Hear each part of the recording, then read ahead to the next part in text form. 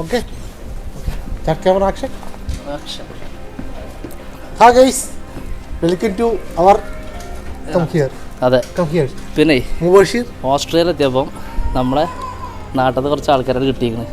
അപ്പോൾ സത്യം പറഞ്ഞാൽ ആർക്കും അത്ര പരിചയമൊന്നുമില്ല. പക്ഷെ ഇവിടെ വന്നിട്ട് മലയാളികളുടെ പരിചയം കാട്ടി. അപ്പോൾ പറഞ്ഞൊരു വീഡിയോ എടുക്കാം. പിന്നെ എടുക്കാറുണ്ട്. ആദ്യം നമുക്ക് പരിചയപ്പെടാം ഒരു തരാം. ആദ്യം ആളെ പരിചയപ്പെടാം. പേരെന്താ പറഞ്ഞത്? എൻ്റെ ഒരു ജയപ്രകാശ്. ബാക്കി ചോദിക്കട്ടോ. എൻ്റെ അജിത്ത്. അജിത്ത് അബ്രഹാം. അജിത്ത് നടന്നിട്ട് ചോദിക്കാം. എൻ്റെ പേര് റെജി ഗോപി, ആലപ്പുഴയാണ്, മാവേലിക്കരയാണ്. എൻ്റെ പേര് സന്തോഷ്, ആലപ്പുഴ ജില്ല, ഹരിപ്പാട്, മണ്ണാറശാല. ഞാൻ ബിജോയ്, കൊട്ടാരക്കര, പട്ടാഴി. ഓക്കെ.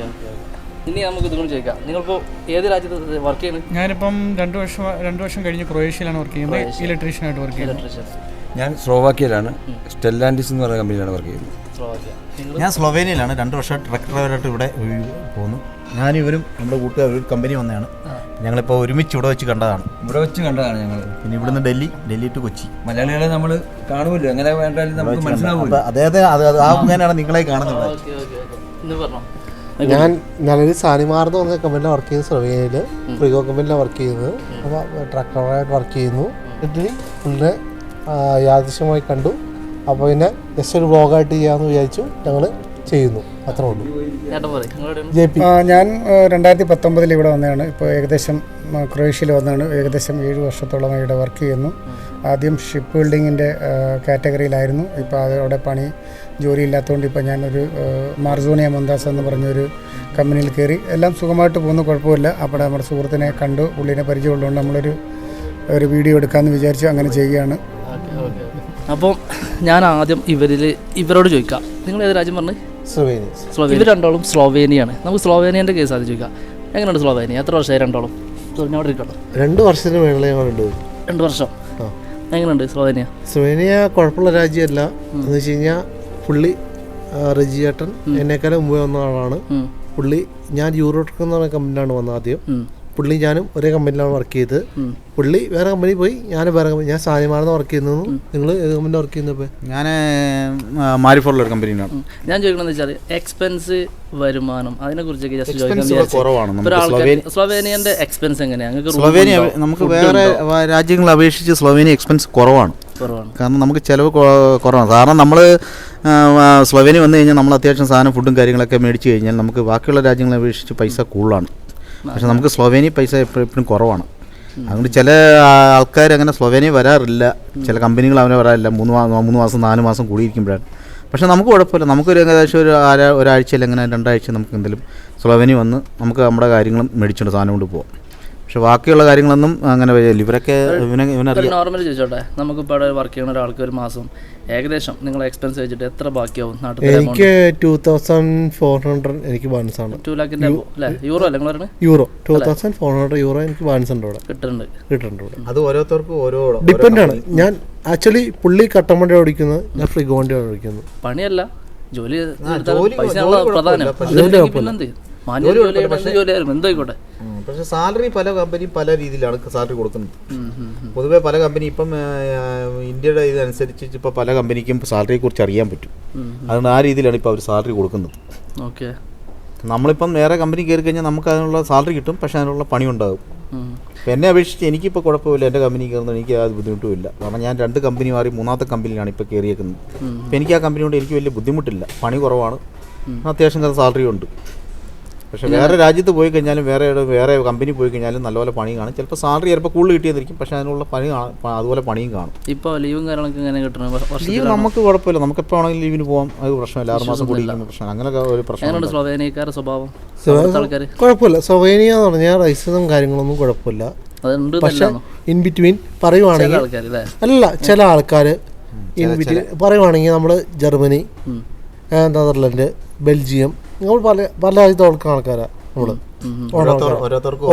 ഓരോ ക്യാരക്ടറാ. ചില ആൾക്കാർ എന്ന് കഴിഞ്ഞാൽ നമ്മൾ അക്സെപ്റ്റ് ചെയ്യില്ല. ഇന്ത്യൻസ് എന്ന് പറഞ്ഞു കഴിഞ്ഞാൽ അക്സെപ്റ്റ് ചെയ്യില്ല. പക്ഷെ ഞാൻ ഓടിക്കുന്ന വേറെ ഒന്നുണ്ടല്ല. ഇപ്പം നമ്മൾ ഇന്ത്യൻസ് കൂടുതൽ വരുന്നതുകൊണ്ട് ബാക്കിയുള്ള രാജ്യക്കാരുടെ സാലറി കുറഞ്ഞോണ്ടിരിക്കുവാണ്. അതുകൊണ്ട് അവർക്ക് അങ്ങനെ ഒരു പ്രശ്നം ഉണ്ടാകണം. അവർ നമ്മളെ കൂടുതൽ അക്സെപ്റ്റ് ചെയ്യാത്തത്. മനസ്സിലായി? ഇപ്പം നമ്മളൊരു രാജ്യത്ത് നിന്ന് ഇപ്പം നമ്മുടെ നാട്ടിൽ നിന്ന് ബംഗാളികൾ വരുമ്പോൾ നമ്മുടെ മലയാളികൾക്ക് പണി കുറവാണ്. അപ്പോൾ അവർക്ക് സാലറി ഇല്ല. അതുപോലെയാണ് ഇവിടെ നടക്കുന്നത്. ഇപ്പോൾ ഈ നമ്മുടെ ഏഷ്യൻ രാജ്യങ്ങളിലെല്ലാം ആൾക്കാർ ഇവിടെ വന്ന് കയറി കഴിഞ്ഞാൽ ഓട്ടോമാറ്റിക്കലി അവിടെ സാലറി കുറയും. കാരണം ഇന്ത്യൻസ് ഒത്തിരി വരുന്നുണ്ട്. നമുക്ക് അവർ പറയുന്ന സാലറി നമുക്ക് തരുന്നുണ്ട്, പക്ഷേ ഇവിടുത്തെ ആൾക്കാർക്ക് അത്രയും സാലറി കിട്ടുന്നില്ല. അപ്പോൾ അവർ കമ്പനി പുറത്താക്കിക്കൊണ്ട് ഇന്ത്യൻസിനെ കൊണ്ടുവരുന്നുണ്ട്. അവർക്ക് ബുദ്ധിമുട്ടാണ്. അപ്പോൾ ആ രീതിയിലാണ് ആ ഡ്രൈവർമാർ നമ്മളെ കാണുന്നത്. നമ്മളെ കാണുന്നതായാലും ഏത് കമ്പനി ചെന്നാലും അവരെ ആ രീതിയിൽ നമ്മളെ ആ രീതിയിലാണ് അവർ കാണുന്നത്. ഇപ്പം ഇങ്ങനെ പോയി കഴിഞ്ഞാൽ നമുക്ക് ഇവിടെ പണിയും കിട്ടത്തില്ല. ഇപ്പോൾ ആൾക്കാർ ഇങ്ങനെ വന്നുകൊണ്ടിരിക്കുന്നതുകൊണ്ട് നമുക്ക് ഇവിടെ പണിയും കിട്ടത്തില്ല. സാലറി കുറഞ്ഞു. ഞാൻ മാരിപ്പോട്ടിലാണ്. ഇല്ല, അവിടെ ഒന്നും കുഴപ്പമില്ല. നമ്മുടെ രാജ്യം കുഴപ്പമൊന്നുമില്ല. നമുക്ക് നമ്മുടെ ബോസിനെ കൊണ്ട് യാതൊരു പ്രശ്നവും കാര്യങ്ങളൊന്നുമില്ല. പക്ഷേ ബാക്കിയുള്ള ഡ്രൈവേഴ്സിനെ കൊണ്ട് നമ്മളെ ആ രീതിയിലാണ് അവർ നമ്മളെ കാണുന്നത്. കാരണം ആൾക്കാർ വന്നുകൊണ്ടിരിക്കുമ്പോൾ അവരുടെ സാലറി ഓട്ടോമാറ്റിക്കലി കുറയുന്നുണ്ട്. അപ്പോൾ എക്സാമ്പിൾ ഞാൻ പറഞ്ഞില്ലേ, ഇപ്പം നമ്മുടെ നാട്ടിൽ നമ്മുടെ മലയാളികൾക്ക് പണിയില്ല. ഇപ്പം ബംഗാളികൾ വന്നുകൊണ്ടിരിക്കുമ്പോൾ അവർക്ക് പണി ഇപ്പം ശമ്പളമുണ്ട്. അപ്പോൾ ഓട്ടോമാറ്റിക്കും നമ്മൾ അവരോട് ശത്രുത കാണിക്കും. അത് ആ രീതിയാണ് അവരിപ്പം നമ്മളോട് കാണിക്കുന്നത്. അതാണ് മെയിൻ കാരണം.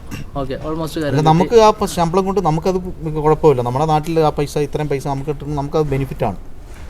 പക്ഷേ ബാക്കിയുള്ളവർക്ക് അത് ബുദ്ധിമുട്ട് വരും. യൂറോപ്യൻ കൺട്രിയിലുള്ള ആൾക്കാർക്ക് അത് ബുദ്ധിമുട്ട് വരും. അതുകൊണ്ടാണ് അവർ നമ്മളെ കൂടുതലും റെസ്പെക്റ്റ് ചെയ്യാത്തത്, നമുക്ക് ഇതും തരാത്തത്. നമ്മളെന്തെങ്കിലും ചെയ്ത് കഴിഞ്ഞാൽ അവർ ചിലപ്പോൾ നമ്മളോട് വേറെ രീതിയിലായിരിക്കും സംസാരിക്കും. പക്ഷേ നമുക്ക് ഭാഷയും കാര്യങ്ങളൊന്നും അറിയാത്തതുകൊണ്ട് അവരോട് തിരിച്ച് പ്രതികരിക്കാനും പറ്റത്തില്ല. അതാണ് മെയിൻ കാരണം. അപ്പോൾ ഇനി നമുക്ക് അടുത്ത രാജ്യത്ത് ചോദിച്ചിട്ട് വരാം. നമുക്ക് ഇപ്പുറത്തേക്കൊന്ന് പോവാം. 1 second. Okay, you are from bro? I am from Kolkata, West Bengal. So you working here? Yes. Where is it? Austria? No, I am working in Slovenia. Yes. Same country, Maribor. Maribor. So already how many years or No, not just May 15 I will join duty. Last May I will come here in Slovenia. I will go to my home. Okay. West Bengal. Okay. So you again coming? Again coming. Okay bro. Your name?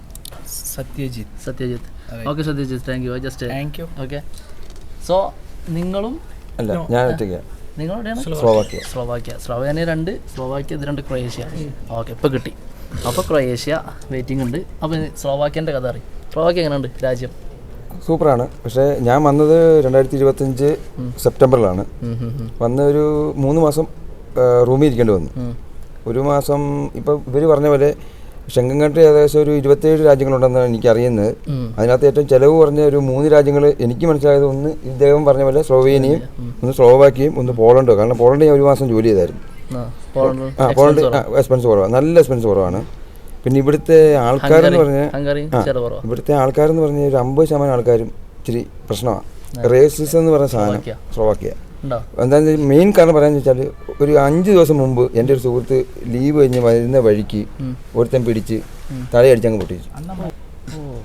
അതായത് ട്രെയിനിൽ വരുന്നപ്പം ഇവൻ്റെ ലഗേജിന് തല വെച്ച് കിടന്നു. ഇവൻ ഇറങ്ങേണ്ട സ്ഥലത്ത് ഈ ട്രോളി എടുത്തപ്പം അവന് ദേഷ്യമായി. ഇവനെ പേടിച്ച് അടിച്ച് അങ്ങനെ ഒരു 50% ആൾക്കാർ. ബാക്കിയൊന്നും കുഴപ്പമൊന്നുമില്ല. പിന്നെ കമ്പനി ഒരു 5 കമ്പനി എടുത്തു കഴിഞ്ഞാൽ അതിൻ്റെ ഒരു ടോപ്പ് കമ്പനിയാണ് നമ്മുടെ സ്റ്റെല്ലാൻഡിസ് എന്ന് പറയും. സ്റ്റെല്ലാൻഡിസ് കാറിൻ്റെ നല്ലൊരു കമ്പനിയാണ്. അവിടെയാണ് ജോലി ചെയ്യുന്നത്. കുഴപ്പമൊന്നുമില്ല, സാലറിയൊക്കെ ഓക്കെയാണ്. അത്യാവശ്യം നമുക്ക് രക്ഷപ്പെടാനുള്ള എല്ലാം കിട്ടുന്നുണ്ട്. എല്ലാം കഴിഞ്ഞ് നമുക്ക് നമ്മുടെ കുടുംബം എല്ലാം പോറ്റി കടങ്ങളൊക്കെ വീട്ടാൻ പറ്റുന്ന ഒരു സിറ്റുവേഷൻ നമുക്ക് ആ കമ്പനിയിൽ നിന്ന് കിട്ടും. ഞാൻ 1 വർഷമായി. കുഴപ്പമൊന്നുമില്ല. പക്ഷേ രണ്ടാമത്തെ തവണ കുഴപ്പമൊന്നുമില്ല. വർഷത്തിൽ 2 ഇതുണ്ട്, ലീവുണ്ട്, ആഗസ്റ്റിലും ഡിസംബറിലും. കുഴപ്പമൊന്നുമില്ല. പിന്നെ പണിയുണ്ട്, പണിയെടുക്കണം. മറ്റേ ഗൾഫ് രാജ്യങ്ങളിൽ ഞാൻ 12 കൊല്ലം ഗൾഫ് രാജ്യത്ത് ജോലി ചെയ്തതാണ്. അതുപോലത്തെ അവിടെ കാണിക്കുന്ന പോലത്തെ ഈ ഉടായ്പും കാര്യങ്ങളും ഇവിടെ നടക്കില്ല. കാരണം ലൈൻ വർക്കാണ്. അങ്ങനത്തെ കുഴപ്പമൊന്നുമില്ല, രക്ഷപ്പെടാം. പിന്നെ വിസ കിട്ടാനാണ് ഏറ്റവും പാട്. ഇപ്പോൾ ഏറ്റവും കൂടുതൽ റിജക്ഷൻ ഏറ്റവും കൂടുതൽ. എൻ്റെ കൂട്ടത്തിൽ എനിക്കിപ്പോൾ 42 വയസ്സായി. എൻ്റെ കൂട്ടത്തിൽ വന്ന പിള്ളേർ സെറ്റ് എന്ന് പറഞ്ഞാൽ 25-28 വയസ്സുള്ള പിള്ളേർ സെറ്റ് 10 പേരോളം ഉണ്ടായിരുന്നു. എല്ലാവരും റിജക്റ്റായി. എനിക്ക് മാത്രം കിട്ടി നാട്ടിൽ നിന്ന്. ഞാൻ വരുമ്പോൾ കുഴപ്പമില്ല, പണിയെടുക്കാൻ മനസ്സുണ്ടെങ്കിൽ. ആ ഒരു റിജക്ഷനിൽ ഇപ്പം സാധാരണ എത്ര എമൗണ്ട് പോകും? അങ്ങനെ വന്നു കഴിഞ്ഞാൽ റിജക്ഷൻ വന്ന ഒരാൾക്ക് എത്ര പോകാൻ സാധ്യത? അത് എംബസിയുടെ അപ്പോയിന്റ്മെന്റ് എടുക്കുന്ന ഒരു ചാർജ് ഉണ്ടാവും. അത് ഓരോ ഏജൻസിക്ക് ഓരോ റേറ്റ് അല്ലേ. ചോദിക്കാതെ ചോദിച്ചേ 1 ലക്ഷത്തിൻ്റെ അടുത്ത് പോവോ? അത്രയും വരത്തില്ല. എന്നാലും അവര് പറയുന്നൊരു റേറ്റ് ആണല്ലോ, ഇത്രയും വേണം. ഏജൻസി പറയുന്നത് വെച്ച് കഴിഞ്ഞാൽ ഞാൻ വരുമ്പം വിസ കഴിഞ്ഞതിന് ശേഷമാണ് എനിക്ക് പൈസ കൊടുക്കേണ്ടി വന്നിട്ടുള്ളത്. ഇപ്പം പറയുന്നത് വിസ മറ്റേ എംബസി ഡേറ്റിന് മുമ്പ് അഡ്വാൻസ് കൊടുക്കണമെന്ന് പറയുന്നുണ്ട് ഇപ്പം. കാരണം എന്നെ ഒരു പയ്യൻ വിളിച്ച് ചോദിച്ചു നാട്ടിൽ നിന്ന്. അപ്പോൾ പറഞ്ഞു, ചേട്ടാ എങ്ങനെയുണ്ട് ചേട്ടാ സ്ലോവാക്യ എന്ന് ചോദിച്ചു. ഞാൻ പറഞ്ഞ മോനെ കുഴപ്പമൊന്നുമില്ല. ഞാൻ എൻ്റെ ഒരു ഇത് വെച്ചിട്ട് ഞാൻ എല്ലാം പറഞ്ഞു കൊടുത്തിട്ടുണ്ട്. ഏജൻസി പറയുന്നത് വെച്ചാൽ നേരത്തെ ആഫ്റ്റർ വിസയായിരുന്നു പേയ്മെൻറ്റ്. ഇപ്പം എംബസി ഡേറ്റ് എടുത്തു കഴിഞ്ഞാൽ ഉടനെ കുറച്ച് എമൗണ്ട് കൊടുക്കണമെന്ന് അവർ പറയുന്നത്. അതൊന്നും എനിക്കറിയില്ല, അതിൻ്റെ സത്യാവസ്ഥ ഒന്നും എനിക്കറിയത്തില്ല, ആൾക്കാർ പറയുന്നേ ഉള്ളൂ. ഞാൻ വന്നപ്പോൾ എന്നെ കൊണ്ടുവന്ന ഏജൻസി ആഫ്റ്റർ വിസയുടെ ആയിരുന്നു പേയ്മെൻ്റ് അല്ല. എൻ്റെ രാജ്യം ഓക്കെയാണ്, 50% ആൾക്കാരും ഓക്കെ.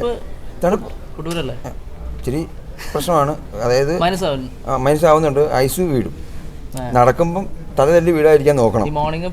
മോർണിംഗ് കാരണം ഞങ്ങൾക്ക് 3 ഷിഫ്റ്റാണ് ഞങ്ങൾക്ക്, 6 to 2, 2 to 10, 10 to 6, 3 ഷിഫ്റ്റാണ് ഞങ്ങൾക്ക് എൻ്റെ സ്ഥലത്ത്.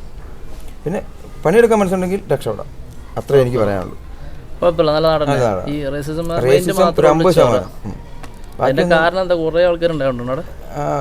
ഏതോ 2 ടൈപ്പ് ആൾക്കാരുണ്ടെന്നാ പറയുന്നത്. നമ്മുടെ ആൾക്കാരും ഉണ്ട് ഒരുപാട് വിസ ഇപ്പൊ കിട്ടുന്നുണ്ട്, ഇപ്പൊ കുറയുമെന്ന് പറയുന്നു. അല്ലാതെ വേറെ പ്രശ്നമൊന്നുമില്ല, പണിയെടുക്കാൻ പറ്റുവാണെങ്കിൽ ജീവിക്കാം, എനിക്ക് എത്ര പറയാനുള്ളൂ. ക്രൊയേഷ്യക്കാർ നിങ്ങളൊന്നും ഇങ്ങോട്ട് വരുമോ? സോ അടുത്ത് നമ്മളെ ഒപ്പമുള്ളത് 2 ക്രൊയേഷ്യക്കാരാ, 2 ഫീൽഡാന്ന് പറഞ്ഞു. എന്നാലും ക്രൊയേഷ്യൻ്റെ ആദ്യ വിശേഷം ചോദിക്കാം. ആദ്യം നിങ്ങളോട് ചോദിക്കാം, പറയുന്നത് ജോലി എന്താ കുറച്ചെടുത്ത് വെച്ചോളൂ. ഞാൻ ഇലക്ട്രീഷ്യനാണ്, കൺസ്ട്രക്ഷൻ ഫീൽഡിലാണ്. സാലറി ഒന്നും വലിയ കുഴപ്പമില്ല, നമുക്ക് മര്യാദയ്ക്ക് ജീവിച്ചു പോകാൻ വേണ്ടിയിട്ടുള്ള കാര്യങ്ങൾ കിട്ടുന്നുണ്ട്.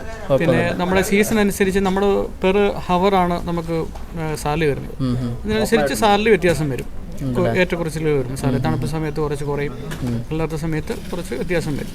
പിന്നെ വലിയ എക്സ്പെൻസീവ് ഒന്നുമല്ല, അത്യാവശ്യം ജീവിച്ചു പോകാൻ പറ്റുന്ന റൂം ബോസാണ്. പിന്നെ ചെറിയ നമുക്ക് ഫുഡ് അലവൻസ് തരുന്നുണ്ട്. പിന്നെ ആൾക്കാർ കണ്ടത് പെർസെൻറ്റേജ് വലിയ കുഴപ്പമില്ല, പക്ഷെ അവർക്ക് നമ്മളോട് ഒരു വിരോധമൊക്കെ തോന്നുമെങ്കിലും അവരത് അത്ര പ്രകടിപ്പിക്കാറില്ല, മൈൻഡ് ചെയ്യാതെ പോകുന്ന ഒരു രീതിയാണ് കൂടുതലായിട്ടും കണ്ടുള്ളത്. ഞാൻ സാഗരൂർ തന്നെയാണ്. ഞാൻ സ്ലോവൻസ്കി ബോർഡ്, ഇതിൻ്റെ വേറൊരു ഏരിയ സ്ലോവൻസ്കി ബോർഡ്. അവിടുന്ന് സാഗരബിൽ നിന്ന് 2.5 മണിക്കൂർ ദൂരം പോകണം. ഓക്കെ, നിങ്ങളിപ്പോൾ നമ്മുടെ സപ്ലൈ കമ്പനി ആയതുകൊണ്ട് നമ്മൾ അങ്ങനെ ഒരു സ്ഥലത്ത് പെർമനൻ്റ് ആയിട്ട് വർക്കല്ല. പുള്ളിക്ക് ചിലപ്പോൾ പെർമനൻ്റ് ആയിരിക്കും, എനിക്ക് സപ്ലൈ കമ്പനി ആയതുകൊണ്ട് കഴിഞ്ഞ മാസം ഞാൻ ജർമ്മനിയിലായിരുന്നു. ഇപ്പം വേറൊരു സ്ഥലത്ത്, അങ്ങനെ അതിൻ്റെ മുമ്പേ വേറൊരു സ്ഥലത്ത്, അങ്ങനെ പല സ്ഥലങ്ങളും നമുക്കിങ്ങനെ പാക്ക് ചെയ്ത് പോകേണ്ടി വരും. പെർമനൻ്റ് ആയിട്ട് ഒരു സ്ഥലത്തല്ല, സപ്ലൈ ആയതുകൊണ്ട് പല സ്ഥലത്തും പോകേണ്ടി വരും. ഞാൻ വന്നിട്ട് ഏകദേശം 2019 വന്നതാണ്. നിങ്ങൾ 7 വർഷം? നിങ്ങൾ? ഞാൻ 2.5 വർഷം. എക്സ്പീരിയൻസ് ഇവിടെ കുറച്ച് കൂടുതലാണ്. അപ്പോൾ നിങ്ങൾ വെച്ച് നോക്കുകയാണെ ഇത് എങ്ങനെയുണ്ട് ക്രൊയേഷ്യ മുന്നോട്ട് പോകാൻ? എനിക്ക് കുഴപ്പമില്ല. നേരത്തെ നിന്ന കമ്പനിയിൽ ഇച്ചിരി സാലറി കുറവായിരുന്നെങ്കിൽ ഇപ്പോൾ കയറിയ കമ്പനിയിൽ ബെറ്റർ സാലറി കിട്ടുന്നുണ്ട്. നമ്മുടെ ഇവിടുത്തെ എക്സ്പെൻസ് എല്ലാം കഴിഞ്ഞ് ഒരു 2 വർഷം എനിക്ക് മിനിമം വീട്ടിൽ പൈസ അയക്കാൻ പറ്റുന്നുണ്ട്. കുഴപ്പമില്ല, നല്ല രീതിയിൽ പോകുന്നുണ്ട്. ഞാനൊരു 10 വർഷത്തോളം സിംഗപ്പൂരിലൊക്കെ വർക്ക് ചെയ്ത ആളാണ്, പക്ഷെ അതിനെക്കാട്ടി ബെറ്ററായിട്ട് എനിക്ക് ക്രൊയേഷ്യ തോന്നുന്നുണ്ട്. പിന്നെ ആൾക്കാരെന്ന് പറയുമ്പോൾ എല്ലാ സ്ഥലത്തും മോശമായ ആൾക്കാരും നല്ല ആൾക്കാരും കാണും. അത് ഇന്ത്യയിലായാലും ക്രൊയേഷ്യയിലായാലും ഈ ലോകത്ത് ഏത് വേൾഡിൽ പോയാലും നമുക്ക് മോശം ആൾക്കാരും നല്ല ആൾക്കാരും കാണാൻ പറ്റും. പിന്നെ നമ്മളൊരു വരുന്നത് നാട് ഓടുമ്പോൾ നടുവ് ഓടുന്നു പറഞ്ഞ പോലെ നമ്മളൊരു അഡ്ജസ്റ്റ്മെന്റ് അങ്ങ് പോവുക. അത് നമ്മുടെ നാട്ടിൽ വന്നിട്ട് അവർക്ക് ജോലി ഇല്ലാതെ നമുക്ക് ഇപ്പം പറഞ്ഞ പോലെ മറ്റേ റിജി പറഞ്ഞ പോലെ ബംഗാളികൾ വരുമ്പോൾ നമുക്ക് ജോലി ഇല്ലാത്ത പോലെ അതൊരു ബുദ്ധിമുട്ട് എല്ലാവർക്കും കാണും. അത് അവരെ കുറ്റം പറഞ്ഞിട്ട് കാര്യമില്ല, അത് നമ്മളൊരു അഡ്ജസ്റ്റ്മെന്റ് അങ്ങനെ. പിന്നെ എൻ്റെ ഒരു ഇത് നോക്കുവാണെങ്കിൽ എനിക്ക് വളരെ കംഫർട്ടബിൾ ആയിട്ടുള്ള തോന്നിയ ഒരു രാജ്യമാണ്, സൈലന്റ് രാജ്യമാണ്. അങ്ങനെ പിടിച്ചു പറിയോ അങ്ങനെ ബലത്സരങ്ങളോ അങ്ങോട്ടും ഇങ്ങോട്ടും തമ്മിൽ തല്ലോ അങ്ങനെയുള്ള ഒരു പ്രശ്നങ്ങളൊന്നുമല്ല. ശാന്തം പരിസരം ചില ആൾക്കാർ നമ്മൾ പറഞ്ഞ എല്ലാ രാജ്യത്തും 20% ആൾക്കാർ അങ്ങനെ കാണും. അത് നമ്മുടെ രാജ്യം ഇവിടെ മാത്രമേ എല്ലാ രാജ്യത്തും അങ്ങനെയുള്ള ആൾക്കാരാണ്. പക്ഷെ അവർ നമ്മളെ എത്ര ബുദ്ധിമുട്ടിക്കാനോ അല്ലെങ്കിൽ അങ്ങനെയുള്ള കാര്യത്തിന് വേണ്ടിയൊന്നും വരാറില്ല. നമ്മളൊരു അഡ്ജസ്റ്റ്മെന്റിലങ്ങ് പോവാ, കുറച്ച് വിട്ടുകൊടുത്തൊക്കെ പോയാലല്ലേ നമുക്ക് ജീവിക്കാൻ പറ്റത്തുള്ളൂ. നമ്മുടെ നാട്ടിൽ വന്ന ഒരാൾ ഇതുപോലെ കാണിച്ചു കഴിഞ്ഞാൽ നമ്മൾ വിട്ടുകൊടുക്കത്തില്ലല്ലോ. അതുപോലെ ഒരു അഡ്ജസ്റ്റ്മെന്റ് അല്ലാതെ വേറെ പ്രത്യേകിച്ച് കുഴപ്പമില്ല. യങ് ജനറേഷൻ കുറച്ചുകൂടെ ഫ്രീഡം ഉണ്ട്, ഇംഗ്ലീഷൊക്കെ അറിയാവുന്നവരൊക്കെ. അത് ചോദിക്കാൻ പറ്റും ലാംഗ്വേജിന്റെ കാര്യത്തിൽ അതൊരു ചോദ്യമാണ്. ഇപ്പം നിങ്ങളെ സ്ലോവാക്യ ലാംഗ്വേജ് എങ്ങനെയാണ്? ലാംഗ്വേജ് ഒരു വലിയൊരു പ്രശ്നമാണ് കേട്ടോ. സ്ലോവാക്യ ബുദ്ധിമുട്ടൊന്നും ഇംഗ്ലീഷ് അവർക്ക് അറിയില്ല, ഒരു പരിധി വരെ ആൾക്കാർക്ക് അറിയില്ല. ക്രൊയേഷ്യ ഞാനൊരു 50% ഞാൻ പഠിച്ചിട്ടുണ്ട്, അതുകൊണ്ട് ഞാനൊരു പരുവത്തിനൊക്കെ പിടിച്ചു നിൽക്കുന്നത്. 7 വർഷമായില്ലേ. നമ്മുടെ ബോസുമാർ അങ്ങനെയുള്ള ആൾക്കാർക്കൊക്കെ അത്യാവശ്യം ഇംഗ്ലീഷ് അറിയാം, അതുകൊണ്ട് നമുക്ക് ജോലി സംബന്ധമായിട്ട് ഒരു വിഷയം ഉണ്ടാവുന്നില്ല. പക്ഷെ കടകളിലോ കമ്മ്യൂണിക്കേഷൻ വലിയൊരു പ്രശ്നമാണ്. ഇവിടെ കമ്മ്യൂണിക്കേഷൻ വലിയൊരു പ്രശ്നമാണ്. ഓൾമോസ്റ്റ് എല്ലാവർക്കും തന്നെ ഇംഗ്ലീഷ് അറിയാം. ഞങ്ങൾക്ക് പിന്നെ വേറൊരു വിഷയം, ഞങ്ങൾക്ക് മൊത്തം പൊതുവേ ഇംഗ്ലീഷ് അറിയാനുണ്ടെങ്കിൽ ഞങ്ങൾക്ക് എവിടെ എല്ലാ രാജ്യത്തും പോകണ്ട. അതുകൊണ്ട് നമുക്ക് പിന്നെ ഏതൊരു ഭാഷയും നമുക്കത് കണ്ടിന്യൂ ആയിട്ട് ചെയ്യാൻ പറ്റത്തില്ല. അപ്പം നമുക്ക് ഇംഗ്ലീഷ് പൊതുവേ അറിഞ്ഞിട്ട് നമുക്ക് ഏത് അവിടെ ചെന്നാലും നമ്മൾ തട്ടി മുട്ടിയായാലും നമ്മുടെ കാര്യങ്ങൾ നടക്കും. അതുകൊണ്ട് നമുക്ക് ഒരു ഭാഷ നമുക്ക് അങ്ങനെ പഠിച്ചെടുക്കാൻ പറ്റത്തില്ല. ഒരു സ്ഥിരമായിട്ട് ഒരു കൺട്രി നിൽക്കുകയാണെങ്കിൽ നമുക്ക് ആ ഭാഷ പഠിച്ചെടുക്കാൻ പറ്റില്ല. നമ്മൾ ഹിന്ദി പഠിക്കുന്ന പോലെ നമുക്ക് ആ ഭാഷ ചിലപ്പോൾ പഠിച്ചെടുക്കാൻ പറ്റും. പക്ഷേ ഇത് നമ്മൾ ഒരു രാജ്യത്ത് നമ്മൾ നിൽക്കുന്നില്ല. നമ്മൾ പല രാജ്യത്ത് ഇപ്പം ഇന്ന് ജർമ്മനി ആണെങ്കിൽ നാളെ ഓസ്ട്രിയ ആയിരിക്കും, ചിലപ്പോൾ സ്വിറ്റ്സർലൻഡ് ആയിരിക്കും. അങ്ങനെ പല രാജ്യത്തുകൊണ്ട് നമുക്കത് പൊതുവേ ഇംഗ്ലീഷ് സംസാരിക്കുന്നുണ്ട്. നമ്മൾ ഇംഗ്ലീഷ് അവിടെ നമ്മൾ സ്കൂളിൽ സംസാരിക്കുന്നുണ്ട്. നമുക്ക് അറിയത്തില്ലെങ്കിൽ അത്യാവശ്യം അറിയാമെങ്കിൽ ആ ഭാഷ വെച്ച് നമ്മൾ കൈകാര്യം ചെയ്യും. ഞങ്ങളുടെ ഡ്രൈവർമാരുടെ കഴിയും അങ്ങനെയാണ്. സ്ലോവാക്യൻ്റെ എന്ന് വെച്ചാൽ എൻ്റെ ഇതെന്ന് വെച്ചാൽ ഞങ്ങളുടെ കമ്പനിയിലെ ട്രാൻസ്ലേറ്റർമാരുണ്ട്, ഞങ്ങളുടെ കമ്പനിയിലുണ്ട്. അതായത് ഇന്ത്യയുടെ ഒരുത്തം കാണും, ഉസ്ബെക്കിസ്ഥാൻ്റെ ഒരുത്തം കാണും, വേറെ ഏത് രാജ്യം കൊണ്ട് അവരുടെ കാണും. ഇംഗ്ലീഷ് നമുക്ക് കാര്യമായി. എന്നിട്ട് അവർക്ക് പക്ഷേ ഈ സൂപ്പർവൈസർക്കും മറ്റേ മോണിറ്റർ എന്നൊക്കെ പറയുന്നവർക്ക് അറിയില്ല. അപ്പോൾ ഇത് നമ്മുടെ ഭാഷ ഇംഗ്ലീഷ് പറഞ്ഞു കൊടുക്കും, അവർ അത് ട്രാൻസ്ലേറ്റ് ചെയ്തിട്ട് അവർക്ക് പറഞ്ഞു കൊടുക്കും. അതുകൊണ്ട് കമ്പനി വലിയ വിഷയമില്ല. പുറത്തെന്ന് വെച്ച് കഴിഞ്ഞാൽ കടകളിലൊക്കെ പോകുമ്പം നമുക്ക് സാധനം എടുക്കാം. ആശുപത്രികളിലൊക്കെ പോകുമ്പോഴാണ് ഗൂഗിൾ ട്രാൻസ്ലേറ്റ് വഴി നമ്മുടെ കാര്യങ്ങൾ പറഞ്ഞു കൊടുക്കേണ്ടി വരുന്നത്. കടകളിൽ ചെന്ന് കഴിയുമ്പോൾ ഒരു പ്രശ്നം എന്ന് പറഞ്ഞാൽ നമുക്ക് സാധനം എടുത്ത് ബില്ലങ്ങ് അടിച്ചങ്ങ് പോകത്തല്ലേ ഉള്ളൂ. അല്ലെന്നുണ്ടെങ്കിൽ നമുക്ക് ഗൂഗിൾ ട്രാൻസ്ലേറ്റ് ചെയ്തിട്ട് സാധനം എന്തോ മനസ്സിലാക്കാം. പക്ഷേ പബ്ലിക്കലി ആൾക്കാരോട് സംസാരിക്കുമ്പോഴാണ് കൂടുതലായിട്ട് നമുക്കത് ഫീൽ ചെയ്യുന്നത്. അവര് ഇംഗ്ലീഷ് അറിയാമെങ്കിൽ പോലും ചില ആൾക്കാർ പറയാൻ തയ്യാറാവത്തില്ല. ഇതിനകത്ത് ഏറ്റവും വലിയ ഞാൻ മനസ്സിലാക്കിയത് എൻ്റെ ഒരു പേഴ്സണലായിട്ടൊരു ഇത് കാര്യം പറയാം.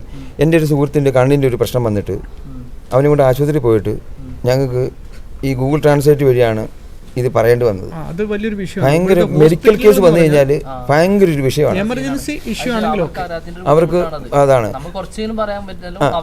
ഒരു ഞാൻ പറയുന്ന കേസ് ആണെങ്കിലും ഓക്കെ അവർ ഫുള്ള് ട്രീറ്റ്മെന്റ് ചെയ്തോളും. പക്ഷെ നമ്മൾ ഹോസ്പിറ്റലിലോട്ട് പോകുകയാണെന്നുണ്ടെങ്കിൽ നമുക്ക് ഒരുപാട് ഡിലേ ആയിട്ടുള്ള ഡേറ്റുകളായിരിക്കും കിട്ടുന്നത്. 1 മാസം 2 മാസം കഴിഞ്ഞിട്ടുള്ള ഡേറ്റുകൾ നമുക്ക് കിട്ടും നോർമലായിട്ടൊരു കേസ് വേണ്ടുമ്പോൾ.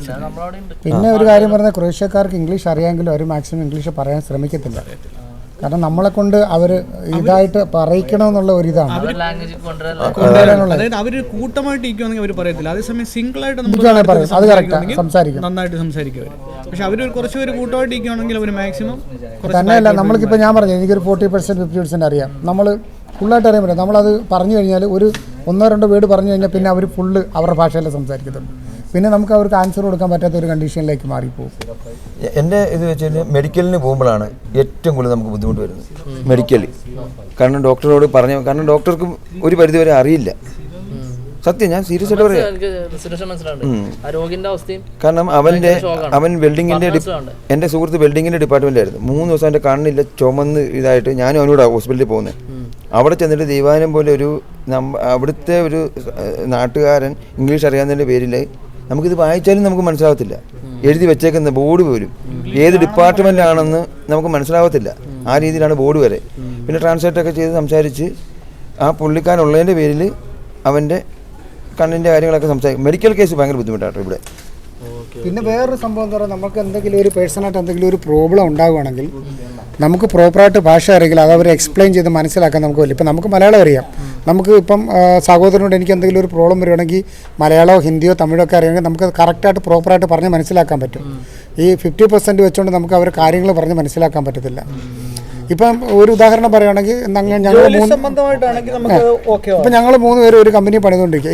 ഇപ്പം ഇദ്ദേഹത്തിനെ പറ്റി താങ്കൾ ഒരു ബോസാണ്, ഇദ്ദേഹത്തിനെ പറ്റി ഞാൻ താങ്കളോട് വന്നൊരു കംപ്ലൈൻറ്റ് പറയുവാണ്. അപ്പോൾ ഞാനൊരു നിരപരാധിയാണെന്ന് താങ്കളെ ബോധ്യപ്പെടുത്തണമെങ്കിൽ പ്രോപ്പറായിട്ടൊരു കമ്മ്യൂണിക്കേഷൻ ഒരു ലാംഗ്വേജ് നമുക്ക് അറിയാമെങ്കിൽ മാത്രമേ. അങ്ങനെയാണ്. അപ്പോൾ ക്രൊയേഷ്യക്കാരങ്ങനെ ഞാൻ ക്രൊയേഷ്യൻ്റെ വേറൊരു കേസ് കേട്ടിട്ടുണ്ട്. ക്രൊയേഷ്യയിൽ ടാക്സി ഓടുന്നവർക്ക് എന്തൊക്കെയോ ബുദ്ധിമുട്ടും പ്രശ്നങ്ങളൊക്കെ അങ്ങനെ കുറിച്ച് അറിഞ്ഞിട്ടുണ്ട്. എനിക്ക് മനസ്സിലായില്ല. നമ്മുടെ നാട്ടിൽ ഒരു ടാക്സി ഓടുമല്ലോ, ടാക്സി അതിനെപ്പറ്റി എനിക്കറിയാം. ടാക്സി ഓടുന്ന ഒരു വിഷയം എന്ന് പറഞ്ഞാൽ ഇവിടെ ഏറ്റവും കൂടുതൽ ആൾക്കാർ ടാക്സി ഓടിച്ചാണ് ജീവിക്കുന്നത്, ഈ ക്രൊയേഷ്യക്കാർ തന്നെ. പക്ഷേ അപ്പം നമ്മുടെ നാട്ടിൽ നിന്ന് ഇടക്കാലത്ത് വെച്ച് നല്ല തള്ളിക്കയറ്റമായിരുന്നു.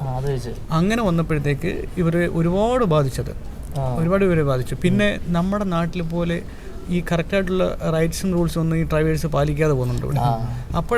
അവർ ഫോട്ടോയും വീഡിയോ എടുത്ത് അയച്ച് കൊടുത്തു തുടങ്ങി. കാരണം ഇവർ ഭയങ്കര ഇവിടെ നമ്മൾ ഹോണടി പോലും വല്ലപ്പോഴും കേൾക്കുന്നത്. പക്ഷെ നമ്മുടെ നാട്ടിൽ നിന്ന് ചില ആൾക്കാർ വന്നിട്ട് പറ ഹോണടി തുടങ്ങി. ഇതൊക്കെ അവരെ ഭയങ്കരമായിട്ട് ഇറിറ്റേറ്റ് ചെയ്തിട്ടുണ്ട്. അതൊക്കെയാണ് ആ സമയത്ത് വന്നത്. ഇപ്പം ക്രൊയേഷ്യയിൽ വിസ ഇത് കിട്ടാൻ വേണ്ടി കാർഡ് TRC കിട്ടാൻ വേണ്ടി ഭയങ്കര ബുദ്ധിമുട്ടാണ്. അതുകൊണ്ട് എനിക്കൊന്നൊരു 40% ആൾക്കാരും ഇവിടുന്ന് ഒരു പുറന്തള്ളിയെന്ന് എനിക്ക് തോന്നുന്നു. ഒരു ശകലം പോലും മൈനസ് ഉള്ള ആൾക്കാരെ ഇവിടുന്ന് പുറന്തള്ളിയിട്ടുണ്ട്. 9 മാസം TRC അടിക്കാതെ എല്ലാത്തിനും പറഞ്ഞു കൊടുക്കുന്നു. ഒത്തിരി ആൾക്കാർ പറഞ്ഞിട്ടുണ്ട്. അപ്പോൾ ആ ഒരു ഫീൽഡ് അങ്ങനെ വിഷയം. ഇപ്പം ഞങ്ങളുടെ ഇപ്പോൾ കൺസ്ട്രക്ഷൻ ഫീൽഡാണെങ്കിൽ പോലും ഇവരൊരു ഫാമിലിയായിട്ടാണ് വന്ന് അവിടെ പണിയെടുക്കുന്നത്. അവിടെ അച്ഛനും കാണും, ആ മക്കളും കാണും, മകനോ അങ്ങനെയുള്ള ടീമുകളാണ് വന്ന് പണിയെടുക്കുന്നത്.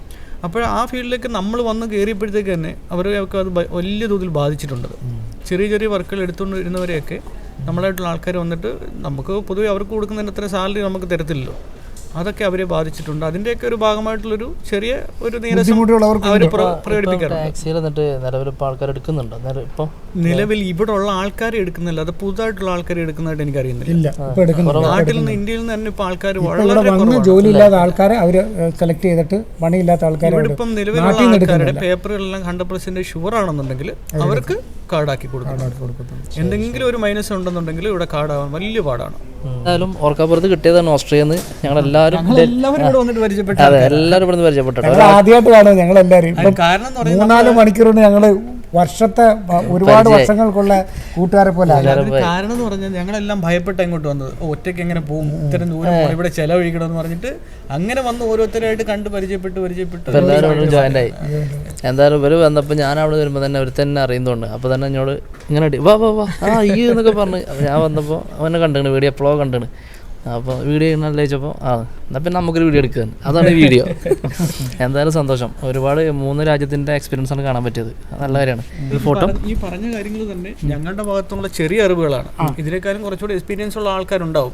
അപ്പം നമ്മൾ പറഞ്ഞാൽ ചിലപ്പോൾ നമുക്കറിയാവുന്ന ഒരു എക്സ്പീരിയൻസ് ആയിരിക്കും, ചില ആൾക്കാരെ സംബന്ധിച്ചിടത്തോളം അതായിരിക്കത്തില്ല. അത് നോക്കണ്ട. എന്ന് വെച്ചാൽ എക്സ്പീരിയൻസ് പറഞ്ഞാൽ നിങ്ങൾക്ക് എക്സ്പീരിയൻസ് ഉണ്ട്, എല്ലാവരും എക്സ്പീരിയൻസ്. ഇവിടെ ഓരോരുത്തർ എന്ത് പണിക്ക് ഇങ്ങനെ പോകണമെന്നല്ല. എക്സ്പീരിയൻസ് പറഞ്ഞാൽ 1-2 കൊല്ലം കഴിഞ്ഞാൽ ഒരു കാര്യങ്ങൾ മനസ്സിലാവും. അതിപ്പം ക്രൊയേഷ്യയിലെ ഫുഡ് മുതൽ അവിടുത്തെ കൾച്ചർ മുതൽ ക്ലൈമറ്റ് മുതൽ ലാംഗ്വേജ്. പ്രാവശ്യം TRC പുതുക്കുമ്പോൾ തന്നെ എന്തുമാത്രം ബുദ്ധിമുട്ടുകൾ ഉണ്ടാവുന്നുണ്ട് നമുക്കറിയാം. ഞാൻ ചോദിക്കട്ടെ, നിങ്ങളിവിടെ ഉണ്ട്, ഞാനൊക്കെ ഇവിടെ ഉണ്ട്. ക്രൊയേഷ്യയിൽ നിങ്ങൾ നിൽക്കണേ 2 വർഷമായി.